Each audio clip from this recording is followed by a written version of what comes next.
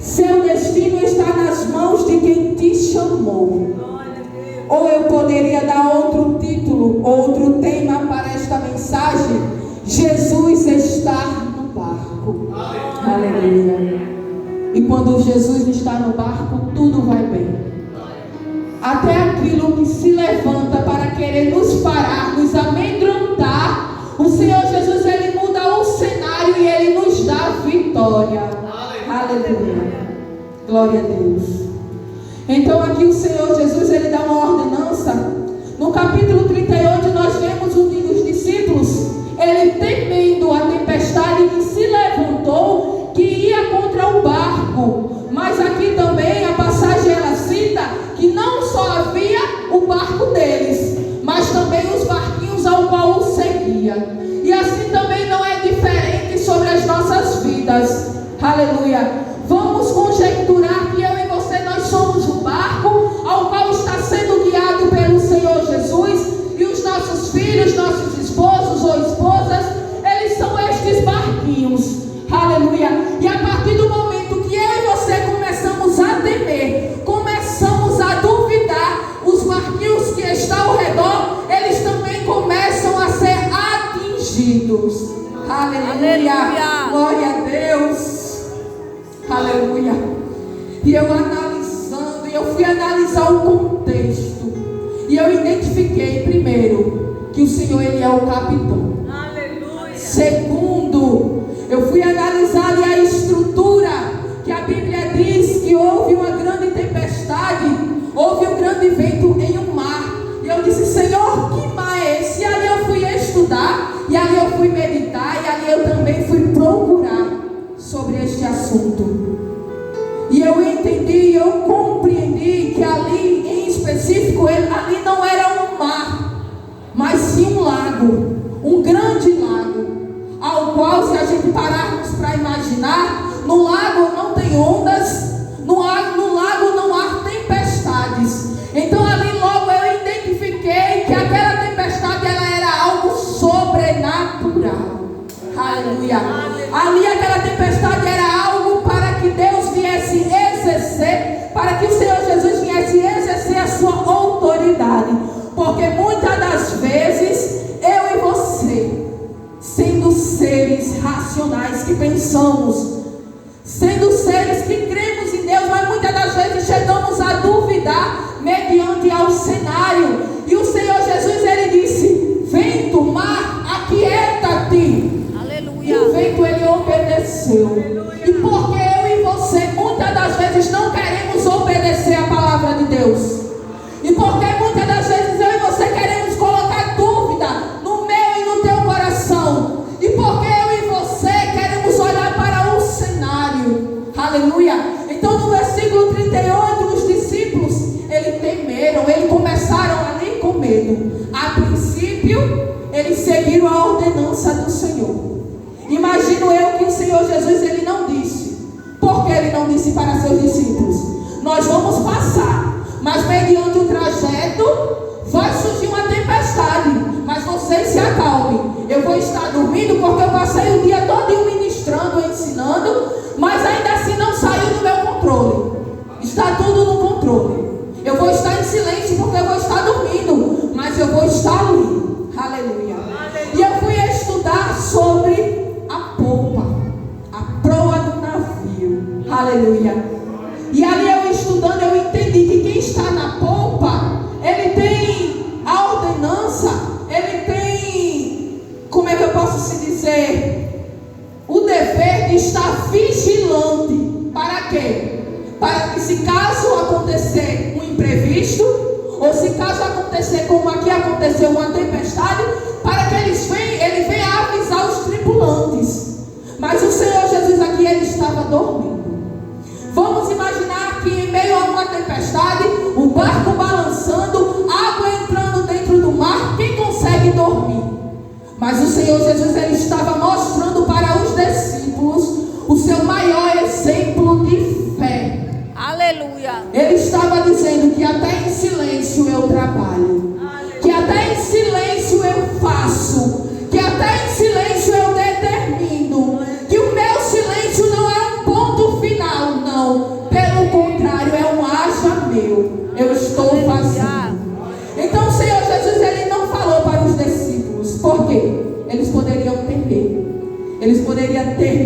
dizer assim: ó, eu acho que eu não vou não. Vamos ficar por aqui mesmo, Jesus. O Senhor está cansado, o Senhor quer dormir, quer descansar. E o Senhor está dizendo que no meio do mar vai surgir uma tempestade. Então é melhor a gente ficar por aqui. Aleluia. Mas o Senhor Jesus, Ele não disse. E ali a Bíblia relata que houve, que aconteceu. E o Senhor, Ele estava dormindo. Aleluia. Glória a Deus. No 38 nós temos os discípulos com medo por conta de que a tempestade assolava o barco. No capítulo 41 diz: e sentiram grande temor. Aleluia. Temor, e diziam uns aos outros: quem é este que até o vento e o mar lhe obedecem? No 38 eles estavam temendo a tempestade. No 41 eles estavam temendo o poder de Jesus.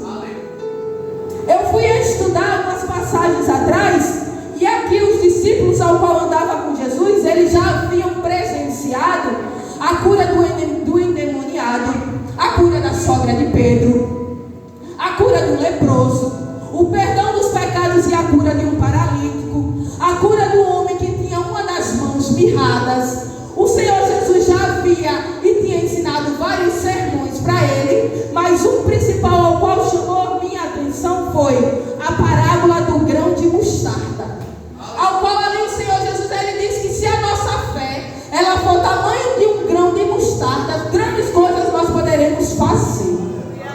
Então os discípulos, eles não podiam dizer que não tinha sido instruído e que não tinha visto o Senhor Jesus operar maravilhas e milagres. Vamos colocar para o nosso contexto dos dias de hoje. Se você tem uma amizade, uma amiga muito próxima, ao qual você ali vai começar a analisá-la, e você vai saber em que áreas da vida dela ela tem autoridade e em que áreas da vida dela tem defeitos, sim ou não? Sim. Então ali os discípulos, eles já haviam presenciado. Até este ponto aqui, quando eles dizem: quem é este que até o vento e o mar lhe obedecem? De certa forma eles mostram que eles ali ainda não conheciam o Senhor Jesus na sua plenitude. Aleluia. Porque o poder do Senhor era tão grande que ele mandava, ele comandava até a natureza. Mas até aqui os discípulos haviam visto o poder do Senhor Jesus nas práticas, na vida do ser humano. Viam ele ensinando, viam ele ministrando, aleluia, glória a Deus, mas ainda não tinha visto o Senhor Jesus dar ordem ao vento e ao mar, à natureza, e acima de tudo, eles obedecendo, aleluia. Então o Senhor Jesus, ele mostrou para os seus discípulos o que era descansar nele. Ele mostrou para os seus discípulos o que é ter fé. Ele mostrou para os seus discípulos que eles ainda eram tímidos. O que quer dizer? Que eles ainda não tinham fé. Porque vamos conjecturar, vamos analisar. Se eu e você víssemos o Senhor Jesus operando tudo isso, o Senhor Jesus dizendo: nós vamos passar, é o mesmo que eu disser para o meu esposo: nós vamos para determinado lugar. Eu estou dizendo: vamos. Não aconteçam os imprevistos que aconteceram no caminho, nós vamos chegar lá. E aqui o Senhor Jesus não era qualquer pessoa que estava com eles, mas sim o Senhor Jesus, o Filho de Deus. Então nas nossas vidas não é diferente. Eu quero que vocês entendam que eu também entendi e compreendi que servir ao Senhor Jesus, que mesmo que Jesus esteja no meu e no teu barco, tempestades vão surgir, seja na nossa vida emocional, espiritual, seja na nossa vida financeira, seja no nosso físico, mas Jesus, ele está no barco, é ele, a última palavra é dele, é ele quem determina, é ele quem faz.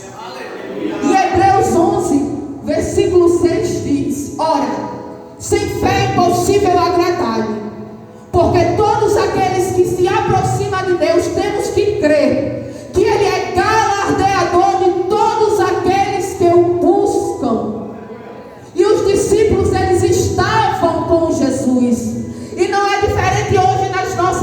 vidas. Se o Senhor Jesus está no teu barco, se você tem a convicção que o Senhor Jesus te chamou, se você tem a convicção que você o serve em espírito e em verdade, então não tema os levantes, não tema as calúnias, não temas as perseguições, as deformações, porque Ele vai te dar a vitória. Vai ser Ele que vai fazer, vai ser Ele que vai te justificar. Aleluia.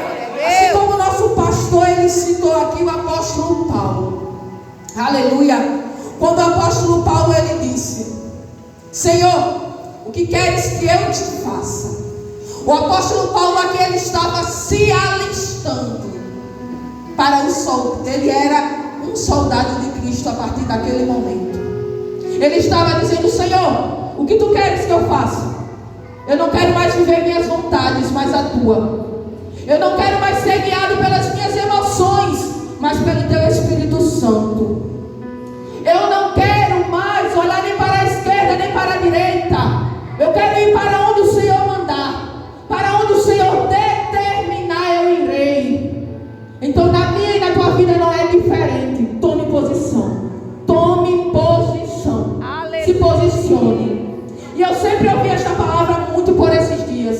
Se posicione. Se posicione. E eu dizia assim: Senhor, eu fui conversar com o Espírito Santo. Eu disse: Espírito Santo, senta aqui, vamos conversar.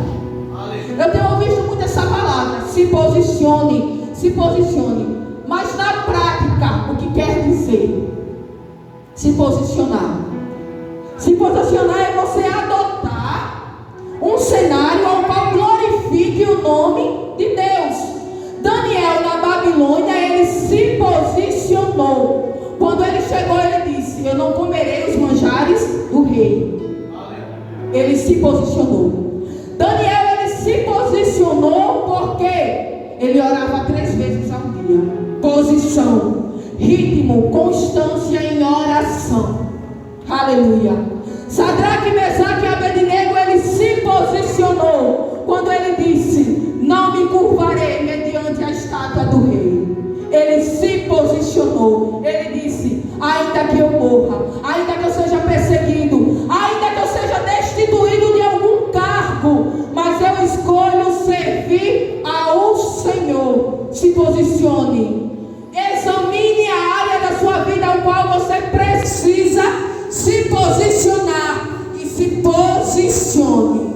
Aleluia. Glória a Deus. O Senhor Jesus, ele vai agir. Ainda que aparentemente pareça que ele está em silêncio, mas só aparenta, porque ele está trabalhando. Então, mais uma vez, o Espírito Santo de Deus está dizendo nesta noite: se posicione. Se posicione. Não fique em cima do muro, porque o muro não é meu, o muro é de Satanás. Saia de cima do muro. Não seja frio, não seja morno, seja quente.